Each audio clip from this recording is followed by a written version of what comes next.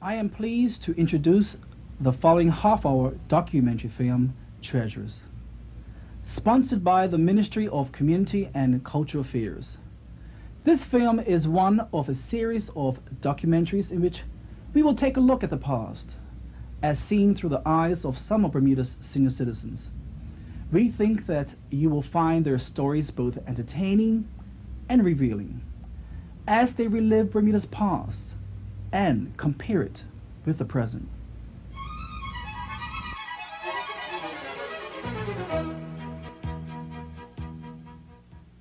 Tucked away on a quiet lane in Somerset is the family home of Mrs. Winifred Brown.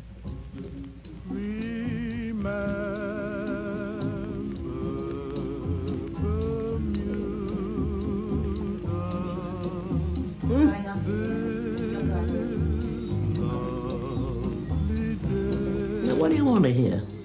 Wherever you want to start. Let's talk about your mother. Now, let me see. She was about 37, I think, when my father died and left her a widow with 5 children. And the house that we were living in when my father died, my mother and father were caretakers of that house. Belonged to somebody with a lot of money, and they were out of the island. So they were caretakers. But naturally, when my father died, it wouldn't be practical, even in those days, for a woman to be responsible for somebody's huge property. So there was a lady who was connected with the owner of that house, who kind of sympathized with Mama with her problem with being a widow with 5 children, and told her that there was a cottage that she had, that she could let her have for, I think it was 10 shillings. 10 shillings, was that a week, a month? I think 10 shillings a month. And so my mother accepted it, and it was this place, 1, 2, 3, 4 rooms. To make ends meet, Mrs. Brown's mother got a job as the matron of the Somerset poorhouse. Those days were called the poorhouse. Almost each parish had a poorhouse, and it was really for poor people, people who could not pay their way. See, nowadays you have so many of these rest homes where people are paid, you know, paid to go in and all that sort of. But in those days, they were really the poorhouse, where people of the parish who couldn't do anything for themselves and couldn't afford to do anything were. So she was there. I can't remember quite how many years, but she was there, and we were down there, children, on our own to a certain extent. But as I said before, within call. And we better be within call if Lucy called. That sort of thing. Mrs. Brown went on to talk about her family. There are 4 brothers. And when my father died, the oldest one was 6 years old. The youngest one, 4 months.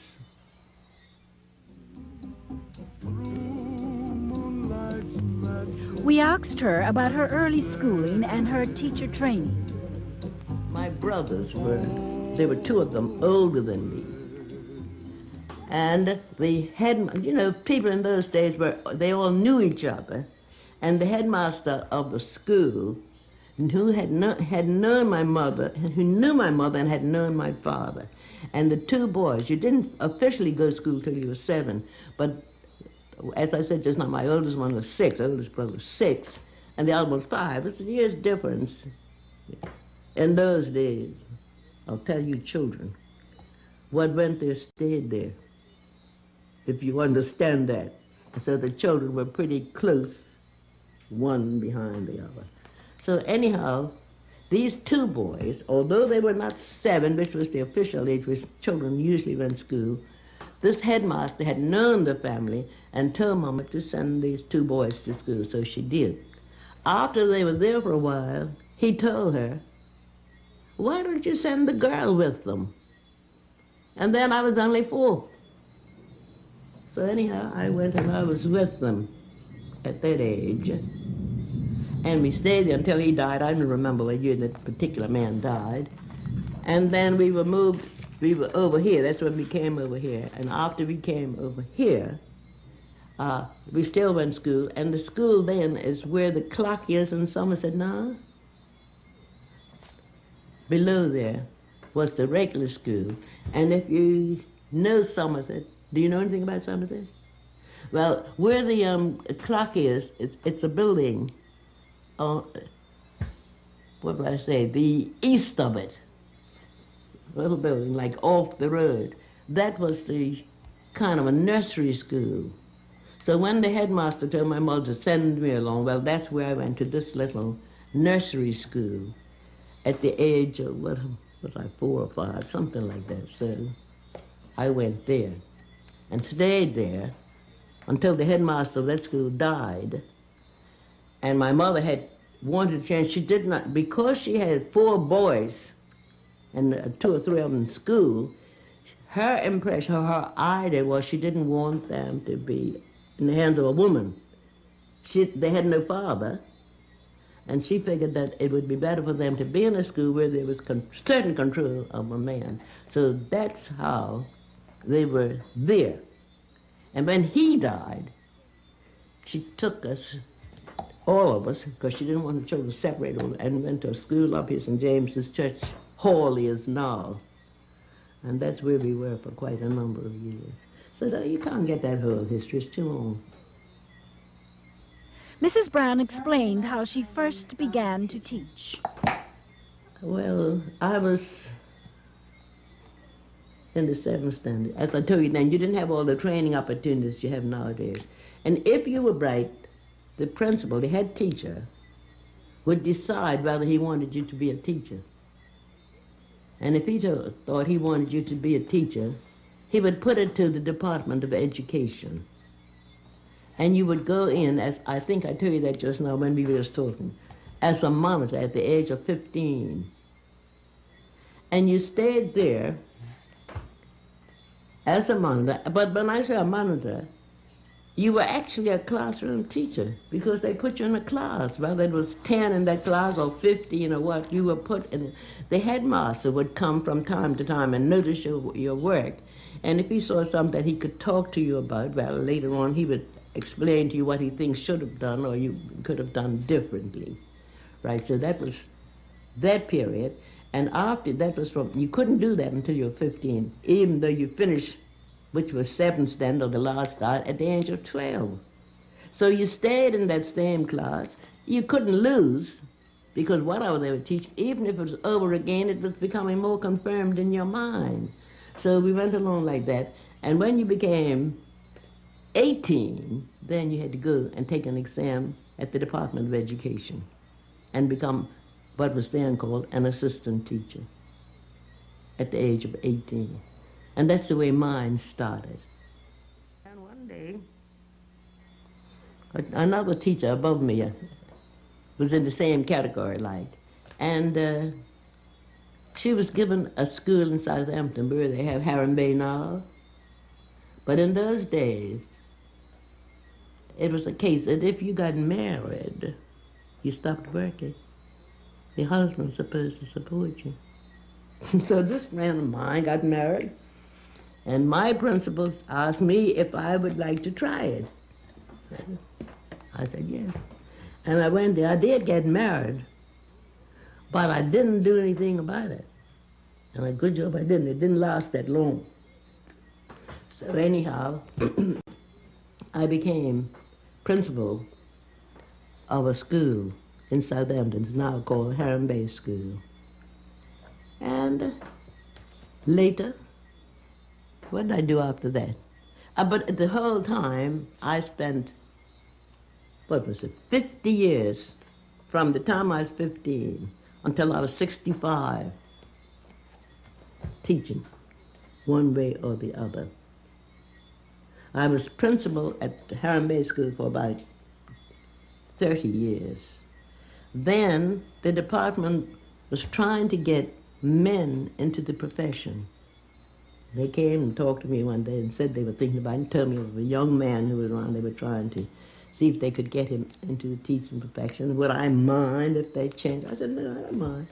So I came back up here to West End where I had originally started, and this young man was placed there.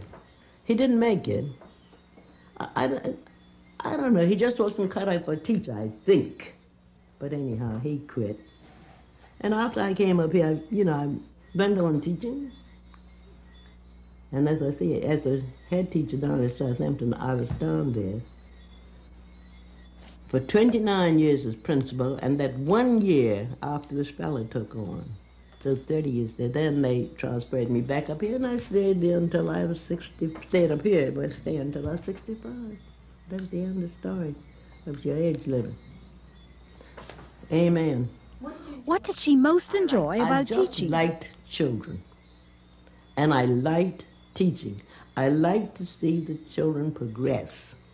And today when I look around and see some of them in very good jobs and holding the urn, and I could stand anywhere and hear, Miss Brown, Miss Brown. Just yesterday or the day before I got on the bus, through an error when I was supposed to get off and they didn't hear the bell or something, then they gave me a slip or something to take the next bus that was coming up. As I got on the bus, Miss Brown, I haven't seen you in years. That's the bus driver. So that sort of, and that all of that is gratitude. You feel good that you've done something, that you're still being recognized. That's all. At the end of it.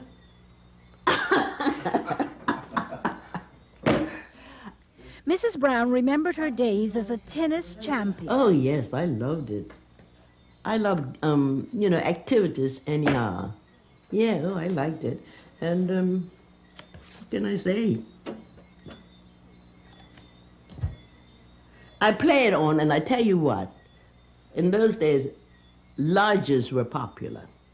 Oddfellows Lodge, Samaritans Lodge, group of young people. They had the men's section, the women's section, the children's section. And you know where Jehovah's Witnesses are up here? That used to be one of our halls, Oddfellows Hall. It has 3 rings there now, which is the symbol of the Oddfellows. If you look at the front of the building, look at the top, you'll see these 3 rings, which were the Oddfellows charms, whatever. And so they started a tennis club up there, and that's where I started my championship, you might say. Yeah, you can look, see all those cups. All of those are tennis, in my tennis days. Yeah, he's about 15 or something. And one in the corner over here, I won. I played I won it 3 times, and therefore they gave it to me. So that stayed in, and so otherwise they're all more or less tennis. And if you had cups for all the tennis awards and things, you wouldn't have anywhere to put them. What's that? Now you finished? She recalled other amusements, including dancing. We had the old-fashioned dances, the lancers and quadrilles, and if you could waltz, you were a dancer. And my brothers were all dancers, so I went out, and if I didn't have another partner, one of those boys would have to come and be my partner. Mrs. Brown always enjoyed Cup Match, the event of the year. Cup Match? I don't look forward to it like I used to, but there was a time when Cup Match was coming, everybody was up with it. Somerset St. George's Cup Match, and you played from year to year in the winners district.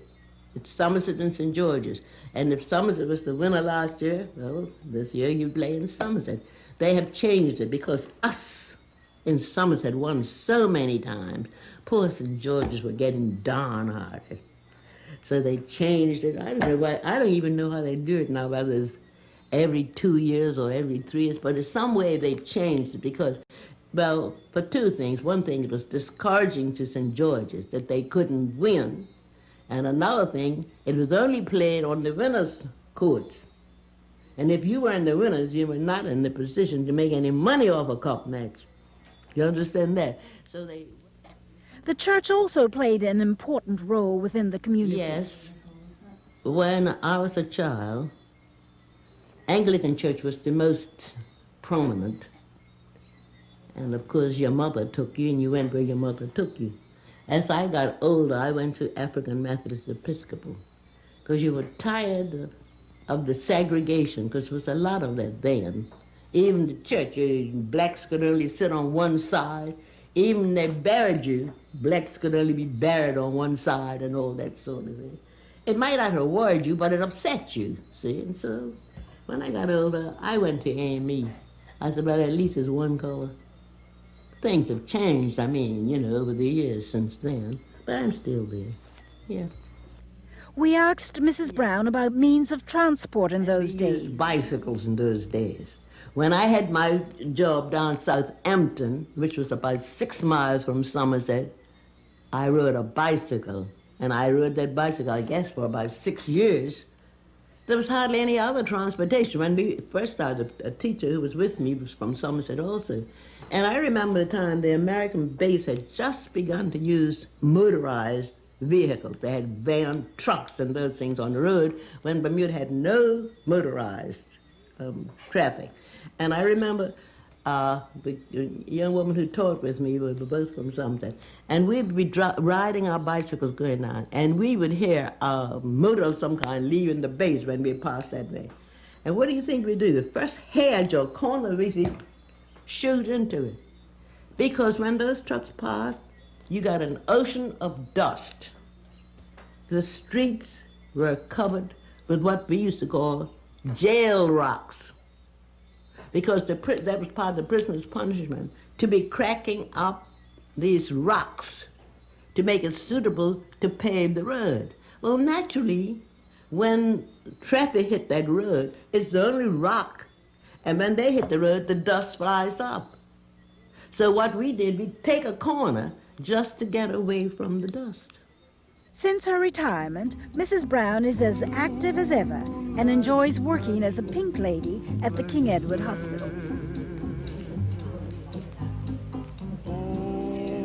In the hospital, what is there not to enjoy? I'm cashier in the coffee shop.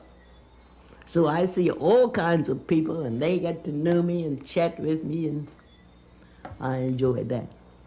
I have never been on the floors officially as a printer. When I started, and they were asking you which department, they gave you all the different departments that you could choose from. They wanted to know which department would prefer to go in. I told them every department besides the coffee shop, because I didn't want no cooking and I didn't want to be waiting on anybody. Then the lady in charge came one day, said, Miss Monica, would you mind being cashier? I said, no. Now, I had just finished school. They retired from school. You know, counting didn't mean anything to me, even though they were beginning to get all this modern equipment that wasn't my line. But anyhow, and that's what I've been ever since down there. If you come in there for Saturday morning, between 9, really 8:30, and 11:30, I'd be there as cashier in the restaurant. Mrs. Brown's former pupils helped her to celebrate her 80th birthday. My 80th birthday.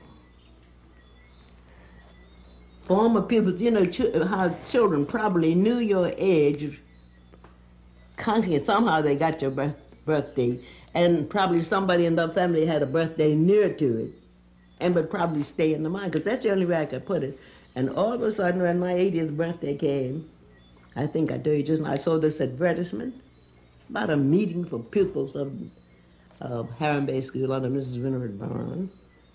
And would they meet such and such a time, such and such a day? What's happening here? Then anyhow, soon after that, somebody called me and asked me if I would mind them celebrating my 80th birthday. You know, that was getting pretty late. So I told them I didn't mind. The Sunday, I invited those who I knew was pretty well back of it. So I invited them up here this Sunday to have a cup of tea. And they came. I looked again, they brought a photographer with them. They handed me a check for $2,000. So you see, I'm bound to remember something about these children that I had from time to time, so.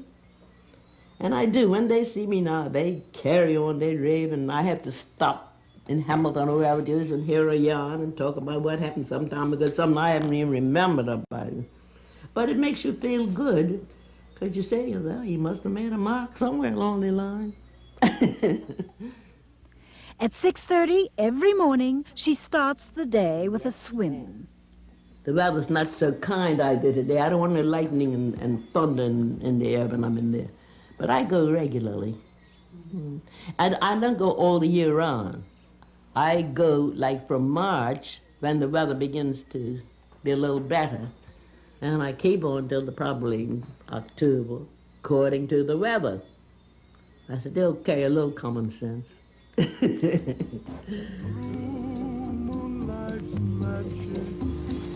Bye.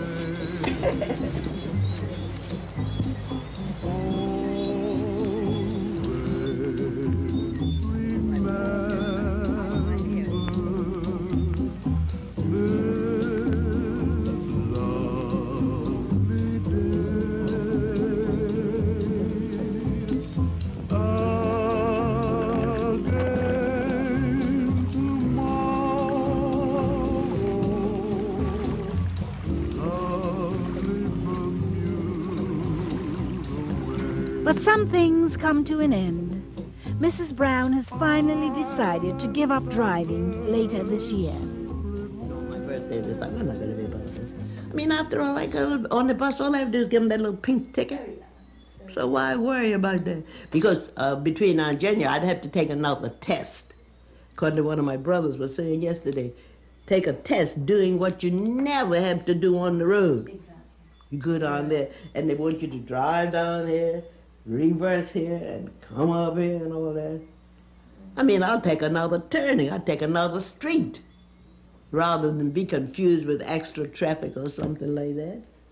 So I got to the point now where I said, well, January is my birthday, when I would have to go again and get a license, and I won't be bothered with it. I'm satisfied. In the old days, transport was a very different story. That was the only way to get to Harum Bay School from Somerset, your bicycle. Time came and gradually they had a train, and fortunately it stopped right, there was a stop right by the school, so all we had to do was walk down the hill. And then again, after the trains, we had the bus. And we could come out of the schoolyard and catch a bus. The stop was practically by the school, so we could catch that and go into town. Then it was after that I transferred from there, come back up here in Somerset. That's when I bought a car. I'm working and living up here, and I bought a car. But because before, you could come out of school and catch a bus, but the bus would be 3:30. The school used to dismiss then at 3. Be 3:30, and you could catch that bus and go into town. Stores didn't close till 5, so if you had a message you wanted to get, you could go. But once I was transferred to Somerset, I couldn't do that, because to leave Somerset by any bus, by the time I got in town, it was almost 5 o'clock. Wasn't worth it. So it was round about that time I got around to thinking, well, I better get a car. So, got a car then. And do you? We asked Mrs. Brown if she would still like to be teaching today. No, no. The situation is different. As I said just now, children do not have parents, if you understand what I mean. See, the parents all are working. The almighty dollar is number one. They may not think that in their minds, but you see, well, the children do not have the same support and pressure from the parents as they did years ago. Am I right? Yeah. You have to agree with me. Looking back, was there anything that she would have done differently? I think of, today and yesterday. I mean, I had, like, for instance, I taught for 50 years, and they were all happy years. Children that I taught, when I see them, whether I know them or not, the way they greet me I feel good. So there's no, there's no real negative side that I could go back to.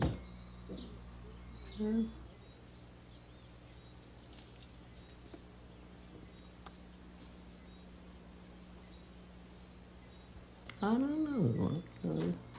I mean, I was very happy teaching.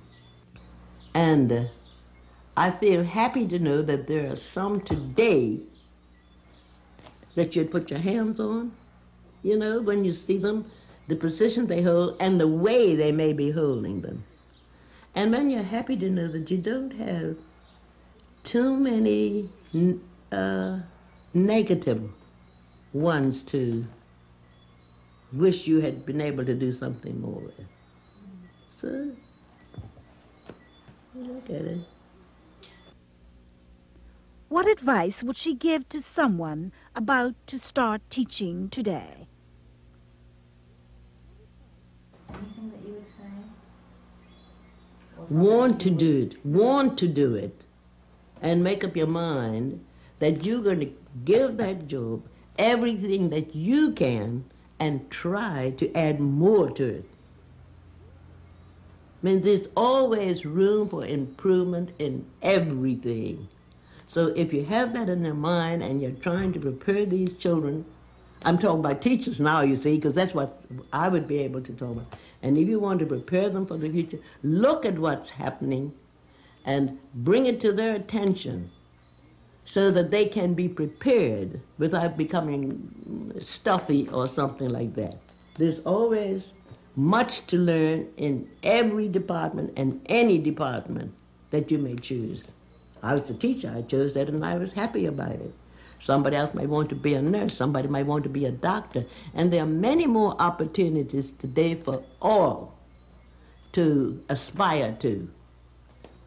So take your opportunities and make much of it. That's the way I feel about it.